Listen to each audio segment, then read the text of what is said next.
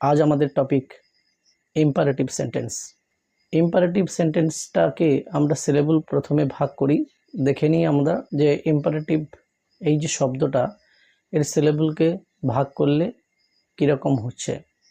I M, M, per, PER, per, এটা আলাদা উচ্চারিত হবে, TIVE, টিভ, ইম্পারেটিভ,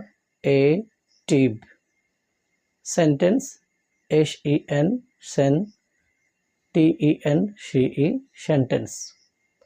ইম্পারেটিভ সেন্টেন্সের অর্থ হলো আদেশ বা অনুজ্ঞা সূচক বাক্য। ইম্পারেটিভ সেন্টেন্সের যদি আমরা সংজ্ঞা দেখি, যে বাক্যে দ্বারা কোনো কিছু আদেশ করা বা রিকোয়েস্ট করা, অনুরোধ করা, অর্ডার দেওয়া, এরকম কিছু বোঝায়, সেই বাক্যটিকেই আমরা ইম্পারেটিভ সেন্টেন্স বলি।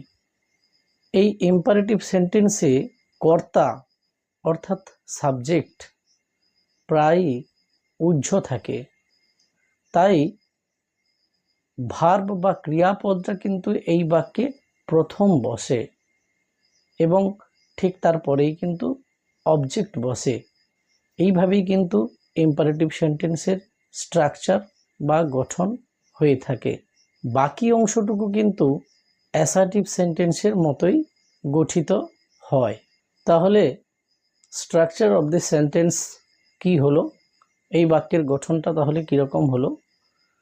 সাবজেক্ট বা কর্তা উহ্য থাকলো, তারপরেই ভার্ব বা ক্রিয়াপদ বসলো এবং তারপরেই কিন্তু অবজেক্ট অথবা প্রিপোজিশনাল পার্টটা, সেন্টেন্সের যে প্রিপোজিশনাল পার্টটা সেটা কিন্তু বসলো। এইভাবেই কিন্তু ইম্পারেটিভ সেন্টেন্স আমরা গঠন করে থাকি। চলুন কিছু উদাহরণের দ্বারা এই ইম্পারেটিভ সেন্টেন্সটাকে আরও সহজ করে আমরা বুঝতে শিখি, বা আসুন আমরা এই ইম্পারেটিভ সেন্টেন্সটাকে আরও সহজভাবে কিছু উদাহরণের মাধ্যমে বুঝি। রিড দ্য বুক, বইটি পড়ো। শাট দ্য ডোর, দরজাটা বন্ধ করো। কাম হেয়ার, এখানে এসো। গো দেয়ার, গো দেয়ার, সেখানে যাও। সিট ডাউন, বসে পড়ো। গেট আপ, উঠে পড়ো। Give me a glass of water, আমাকে এক গ্লাস জল দাও। Give me a glass of water, আমাকে এক গ্লাস জল দাও। গিভ মি ইউর পেন, তোমার পেনটা আমাকে দাও। গিভ মি ইউর বুক, তোমার বইটা আমাকে দাও। গিভ মি ইউর ড্রেস, তোমার পোশাকটা আমাকে দাও। গিভ মি ইউর ব্যাগ, তোমার ব্যাগটা আমাকে দাও। গিভ মি সাম মানি, আমাকে কিছুটা টাকা দাও। এরকম বহু উদাহরণ ইম্পারেটিভ সেন্টেন্সে আমরা লক্ষ্য করি। বা এই যে প্রথম যে সেন্টেন্সটা আমি বললাম, রিড দ্য বুক, বইটি পড়ো, এই রিড দ্য বুক সেন্টেন্সে কোথাও কিন্তু সাবজেক্ট নেই। রিড দ্য বুক অর্থাৎ বইটি পড়ো, এখানে সাবজেক্ট উহ্য রয়েছে, তারপরেই রিড ভার্ব, রিড মানে পড়া, সেই ভার্বটি বসেছে এবং কি পড়তে বলা হচ্ছে না দি বুক, বই পড়ার কথা বলা হচ্ছে। নেক্সট যে সেন্টেন্সটা আমরা তুলে ধরেছি উদাহরণ হিসাবে, তাতে write a letter, write a letter, এই সেন্টেন্সটিতে এখানেও কিন্তু কর্তা উহ্য রয়েছে আর তারপরেই কিন্তু ভার্ব বসছে, ক্রিয়াপদ বসছে রাইট। রাইট মানে লেখা। এ লেটার, একটা চিঠি, একটি চিঠি লেখো। কাকে বলা হচ্ছে? তুমি একটি চিঠি লেখো বা তুমি বইটি পড়ো, এখানে কিন্তু কর্তা তুমি। সেরকম তারপরের উদাহরণটাতে লক্ষ্য করো, শাট দ্য ডোর, দরজাটা বন্ধ করো, দরজাটা বন্ধ করো। তাহলে তুমি বা তোমরা দরজাটা বন্ধ করো। এখানে সাবজেক্ট বা কর্তা কিন্তু উহ্য রয়েছে, ইউ এখানে সাবজেক্ট। তাই এই সকল বাক্যকে আমরা ইম্পারেটিভ সেন্টেন্স বলবো। এরকম বহু উদাহরণ রয়েছে, যেমন বাড়ি যাও, গো হোম, চা খাও, টেক টি, হাত মুখ ধোও, wash your hand and mouth. এই সকল বাক্যগুলিতে আমরা লক্ষ্য করছি যে সাবজেক্ট বা কর্তা কিন্তু উহ্য রয়েছে।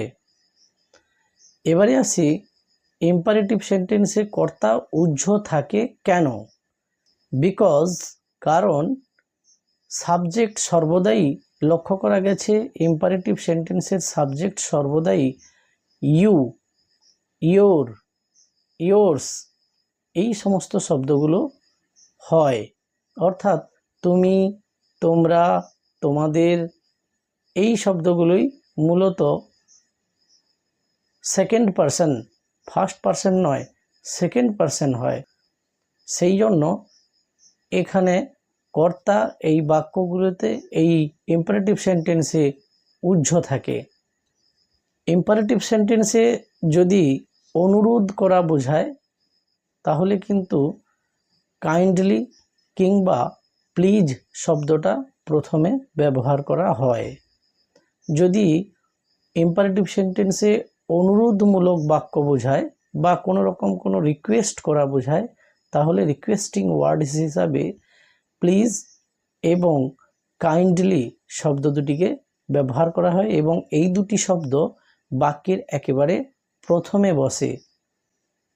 যেমন, অনুগ্রহ করে আমাকে এক গ্লাস জল দাও, please give me a glass of water.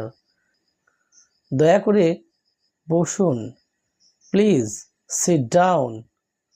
দয়া করে বেরিয়ে যান, please get out, please get out. ইংরেজিতে মানুষকে বেরিয়ে যাওয়াটাও কতটা ভদ্রতার সঙ্গে বলা হচ্ছে দেখুন। আমরা বাঙালিরা সাধারণত মানুষকে রেগে গেলে যা, বেরো, বেরিয়ে যা, এরকম ধরনের শব্দগুলো ব্যবহার করি, কিন্তু ইংরেজরা অত্যন্ত টিপিক্যাল টাইপের হওয়ার জন্য তারা কিন্তু এই বেরিয়ে যা কথাটিকেও অত্যন্ত পোলাইটলি বলছে, please get out from here, please get out from here, অনুগ্রহ করে এখান থেকে বেরিয়ে যান।